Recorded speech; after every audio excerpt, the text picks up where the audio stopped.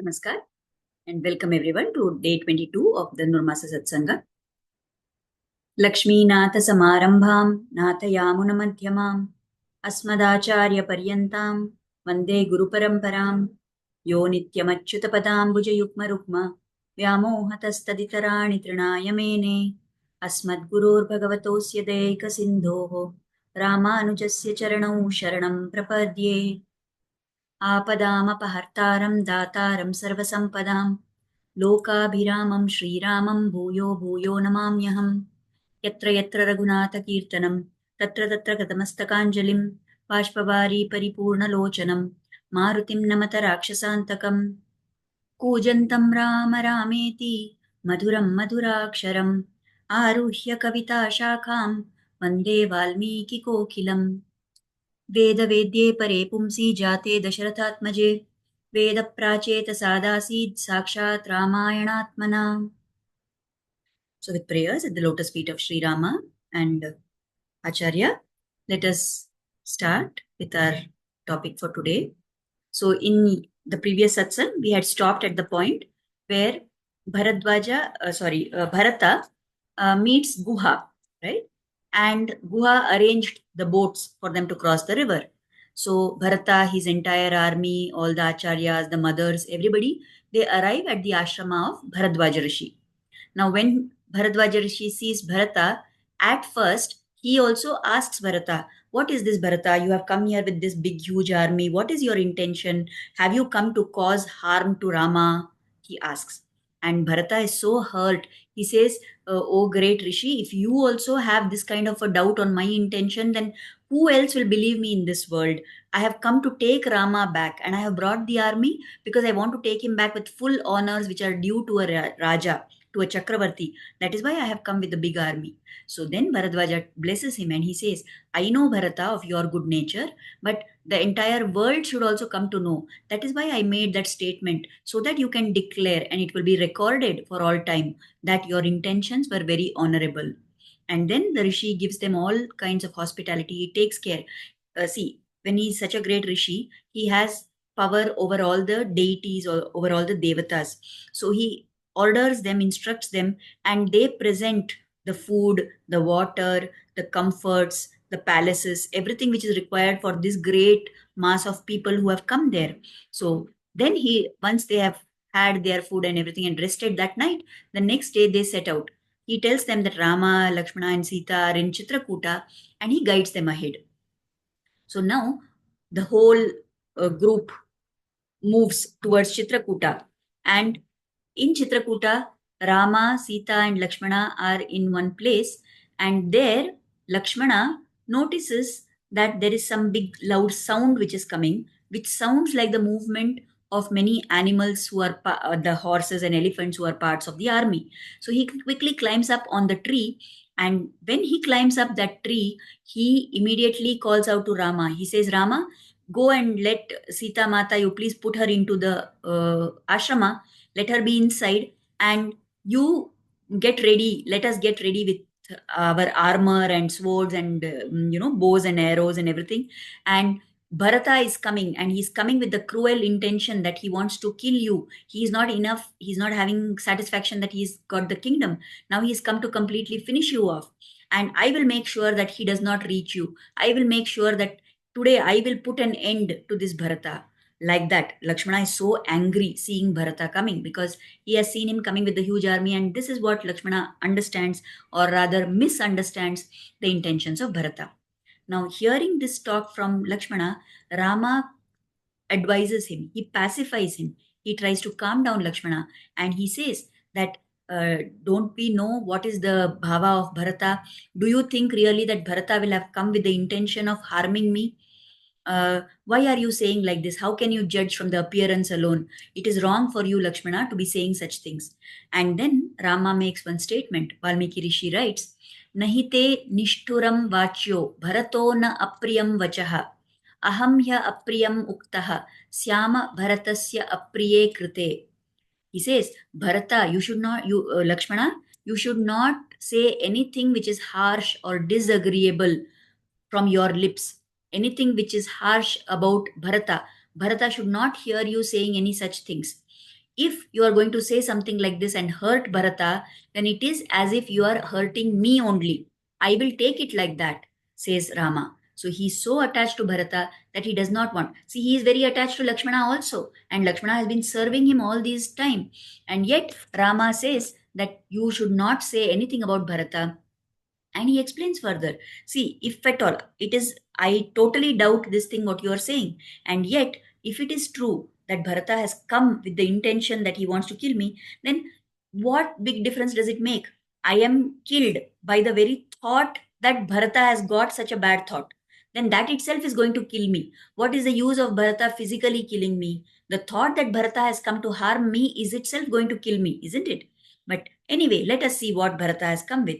And then Rama says one more thing which totally, stops Lakshmana in his tracks. He says, "What is this, Lakshmana? Why are you having so much anger on Bharata? Is it by any chance that you wanted to be king of Ayodhya? If that is so, then tell me. When Bharata comes here now and meets us, I will tell him to give away his throne to you and you can rule over Ayodhya. Is that why you are telling?" And hearing this, Lakshmana is totally shocked and he realizes the mistake that he did and he apologizes for that. He feels bad that he has said such things about Bharata which have hurt Rama. So now what happens next is Bharata reaches that place and Bharata falls. He is crying and he falls at the feet of Rama. And then Rama lifts him up and asks him so many questions. Are you ruling the people in a just manner? Are you taking care of all the mothers? Are you giving respect to Vasishta Guru and all the other mantris? Are you listening to everybody's advice properly and then taking the decisions? Are you making sure that you are not unfairly taxing the people? You're not collecting too many taxes? Are you taking care of the welfare of the people? Are you taking all the actions which are in keeping with our family guidelines? Like this, Rama starts asking questions. Why Rama is asking all these questions? Because he thinks that Bharata has become king of Ayodhya. And he's asking questions to ensure that all these things, which are the duties of a king, Bharata is following that. Now, all the time when Rama was asking all these questions, Bharata was silently listening. He didn't reply anything at all. But the minute Rama asks this last question, he says, are you following our family traditions, the Raghuvamsha traditions about how a king should rule? Then at that moment, Bharata stands up and he says, "Oh, my dear Rama, oh, my dear brother, I have been following I am following rules or not. I have come here to tell you that you have not followed the rules of our family tradition." So Rama is shocked. He says, "What have I not followed?" So Bharata says, "It has always been the norm in the Raghuvamsha that the eldest son is going to be the ruler of Ayodhya, of Kosala. And you are the one, you subverted that rule and you changed that rule and you broke that rule and you have come here to Vanavasa. So you are the one who is actually answerable," says Bharata. And at that moment, Rama realizes what Bharata is saying. He comes to know that, okay, Bharata has not taken up the rulership of Ayodhya. And then as he looks, slowly the mothers have come walking and he sees they are dressed like widows. And then he's shocked and he asks Bharata, "What is the matter? Why are the mothers like this? What happened to our father? Is he keeping well?" And so on. Then Bharata tells about how Dasharatha passed away in the sadness of separation from Rama, and Rama is totally heartbroken. Bharata, Shatrughna, Rama, Lakshmana, all four of them together they weep and they cry and they mourn the passing of their father. And after that, Rama goes into the river, into the Ganga river, and then he does Tarpana and offers the oblations for the departed soul of of Dasharatha. Once that has been done, then they all sit down to discuss, and everybody starts begging Rama, Bharata, the rishis, the mantris, everybody, the praja, the mothers, all of them beg Rama that you please come back, and it is your right to rule, and so on. And Bharata says, "Okay, my mother took the kingdom for me from you to give it to me, and now I am giving it back to you. You come and rule." And then Rama convinces them. He says, "No, I cannot do that. Our father gave a word to Kaikeyi, and therefore it is up to me to follow that. If I do like this, then it will be that I have not kept my word to our father. And now that our father has departed, it is all the more important for me to keep that word." So he convinces Bharata and says, "I will not come." So Bharata now has surrendered to Rama. He has done Sharanagati. But in return for that, Rama does not immediately agree to come to Ayodhya. So then Bharata comes up with this suggestion that, okay, in that case, give me your paduka, give me your foot, the paduka which you are wearing in your feet, and I will take those paduka, I will install the paduka on the uh, throne of Ayodhya, and that paduka will rule. So it will be as if you are ruling and not me. So then Rama agrees and he gives in to that demand of Bharata. So Rama's padukas are taken by Bharata with utmost respect. He holds them on top of his head. He carries those padukas and puts them on the royal elephant. And those padukas are carried with that honor and respect. Like how you would respect a king sitting on the elephant, the padukas are traveling like that to Ayodhya. So, according to Bharata, he decides that I will do Paduka Rajya, I will do Paduka Pattabhisheka, I will not sit on the throne. And what happens is they go to Ayodhya, but Bharata refuses to stay there. So, what he does is he tells, he had actually taken a vow before he started out on the journey. He had said that without Rama, I will not come and stay. I will not enter Ayodhya and stay in this city if I don't get Rama to come back with me. So now Bharata takes his pratignya, his vow, and he says that I'm going to stay at this place called Nandi Grama, which is outside Ayodhya. And there he arranges for the Pattabhisheka of the Padukas to be done. And from there he rules Ayodhya with considering himself as only the servant of the Padukas of Lord Rama. He also follows the same lifestyle, what Rama is doing in Vanavasa, those same habits, those same things Bharata follows staying in Nandigrama. In fact, it is told that whenever the ministers would come with some issue or something to be decided, some important decision had to be taken, Bharata would propose that matter. He would talk about that in front of the Padukas as if the Padukas are a real live king. And then he would decide his answer after presenting the topic to the Padukas. He would pray to Lord Rama, and with that, whatever came to his mind, that used to be the decision that would be implemented. So that is the way Rama went into the forest and took up the vows of Vanavasa and lived that austere life. But Bharata, staying in Nandigrama, did his tapasya there, and he had told Rama before leaving that I will wait for exactly the day of the 14th year to get over. If you don't come on that day, I will give up my life by jumping into the fire. So you have insisted now and you are not coming. Okay, I will accept it, but just for the duration of 14 years. Even one day later than that, you will not find me alive. And that was the bhakti that Bharata had in Lord Rama. Now, from whatever we have talked about today, right, there are a few things that we need to pay attention to. What are the learning points for us in this? So, the first thing we saw was that in that shloka, when Rama tells Lakshmana that if you are going to say harsh things to Bharata and you are hurting him, it is as if you are hurting me. So, here the Acharyas explain that what is this concept that Rama is talking about? We know many times, many places, the Lord has declared that I don't have anybody whom I'm doing favoritism to. It's not that I like some people and I don't like some people, right? He says, I don't have people whom I love and people whom I hate. The Lord does not have all this. Those kind of dualities are only for human beings. But Lord is not like that. Then why is it that Lord sometimes takes action against some people? Is it because they are his personal enemies? No. Always the Lord's criterion is that if there is somebody who is his bhakta, that bhakta, the Lord has affection for him. And if there is somebody who is troubling that bhakta, then the Lord will develop anger against that person who troubles his bhakta. So it is always when some evildoer troubles the bhakta, then the Lord gets angry. And then he sets out to correct that problem. Like we know in the case of Prahlada. Prahlada was such a staunch devotee of the Lord. And then, because finally, all along, Prahlada was going through so many difficulties, and the Lord was just watching and seeing what is going to happen. But the moment when Hiranyakashipu told that I will kill you, at that time, the Lord came in Narasimha Avatara for the sake of his devotee Prahlada. So here, when Rama is questioning the intentions of Lakshmana, and he's saying that if you are saying hurtful things to Bharata, it is as if you are saying hurtful things to me, then this is the concept that Rama is talking about, that Bharata is so dear to the Lord. Bharata is such a great devotee of Rama. So if Lakshmana says something to Bharata, then he is going to not be able to bear that. That is the Lord's bhava towards his devotees. Now we may think Lakshmana was also one of the brothers. Now why did Lakshmana misunderstand Bharata? Here the Acharyas explained that Lakshmana's attachment to Rama is so great that the minute he thinks that somebody is going to do some harm to Rama, his mind reacts immediately to that with that anger and with wanting to prevent that danger to Rama.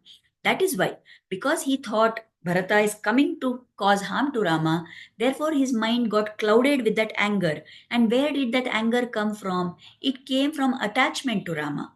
So, for normal people, anger is bad. What is Lakshmana's anger? It is because he is worried about what is going to happen to Rama. Not that that is acceptable, like Rama corrected him. So that is also not acceptable. But that's a different kind of anger compared to what anger we human beings have, right?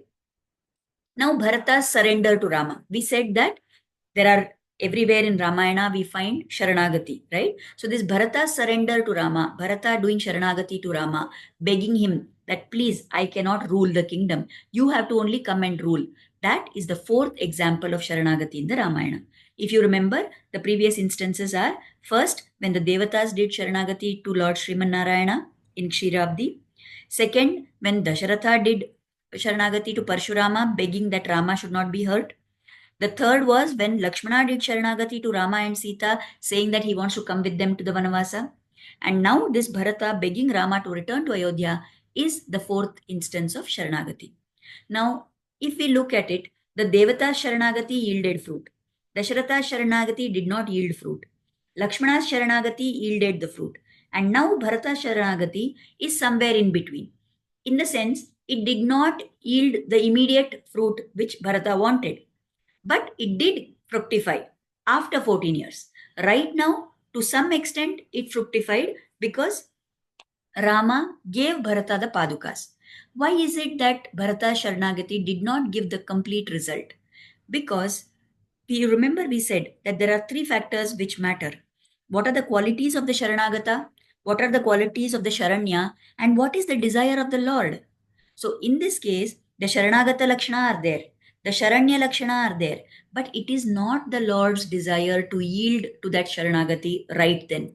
Because if the Lord had given in to Bharata's request and gone back to Ayodhya, the first promise which he gave to the Devatas that he is going to punish all the Rakshasas and destroy them, that would not yield fruit. Now, that was the ultimate objective of the Lord, that he has to destroy the Rakshasas. That is why this following the Pitravakya and coming to fulfill that vow, coming into the forest, going southwards, closer and closer to where the Rakshasas are, all this is just a nimitta. It is just the means. What is the ultimate end the Lord wants to achieve? He wants to make sure that the Rakshasas are destroyed. So if he had to give in to Bharata Sharanagati and go back to Ayodhya, that result would not have been achieved, isn't it? That is why Bharata Sharanagati did not yield immediate result, but it did give results after 14 years were completed. Okay. Now, one more thing that we Acharyas explain here, that we see that right from the beginning, everybody has been doubting the intentions of Bharata, isn't it? You notice, we said that first when he came back from Kekaya and he was walking on the roads, all the citizens of Ayodhya were avoiding him. They were talking and gossiping, saying that Bharata is behind all this, Shadayantra which is going on.